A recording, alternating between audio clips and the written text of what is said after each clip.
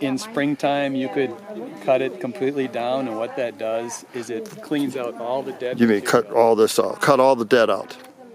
Yeah, Even the top stone? In springtime before any growth begins. Before any growth. So you're talking about cutting this right down to down a foot? Even in March. Even in March? Oh, you could cut it down to a foot. You could cut it down to the ground. You can cut these down to a You foot? could cut it down to the ground with a chainsaw if you wanted And to. they'll still come back as a bush? They would come back. Right. It wouldn't be pretty the first year, probably. It wouldn't be the prettiest. What would happen? Remember I said about how a plant... You guys should be listening to this. Well, yeah. How a plant responds to a loss of growth by setting up new growth.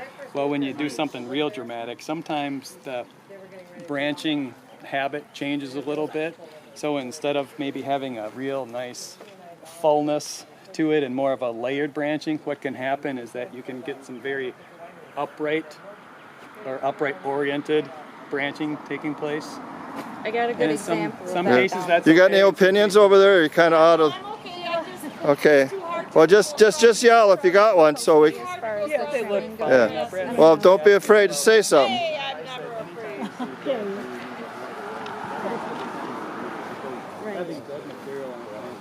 Taking away from its growth. And I've been doing that on my shrubs Okay. out front, but Okay, let's move on. doing their own. Okay. Okay. What should be done over in here? It's the same as over there. This tree root is growing out. What are we going to do here? This doesn't bother me. This doesn't bother you? This is Dixie. She lives here. It's all this crap But- that bothers me. This stuff. Well, and doesn't that enter into replacing the rocks? Well, edging too.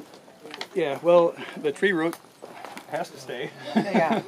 We don't want to do anything with that. Yeah, we That's- can't that's- see that's- this one over here That's too. holding the tree up. See this? Yeah. Yeah, those are holding the tree up. Yeah. Okay. Now, when you kind of went like this, you were just talking about the soil and the... Well, and the black Yeah, crap. yeah, and whether or yeah. not we need to get more Right. rocky. Black crap. So Is there... it possible these bushes were planted when this building was built in the 80s? Oh, yeah. Because look Yeah. at where the base of it is.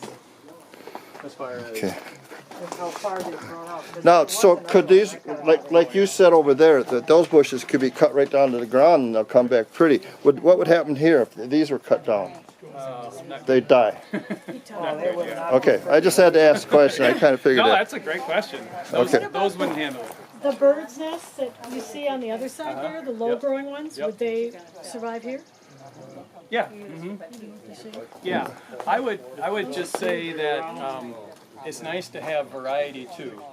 Not only from a purely visual standpoint of avoiding sameness, but also from a pathological standpoint.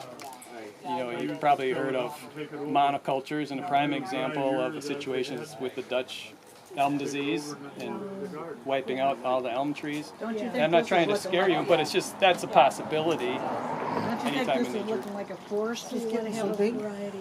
That's not been trimmed. It's, I think it actually, the plants have a real nice graceful branching to it, and what I was saying earlier, maybe you didn't hear me, I said it's right at the point where it's at kind of that break-even point where you could say, well, that's too tall, you know, looking towards the windows, that's just too tall for me, but for other people you might think, no, I kind of like that.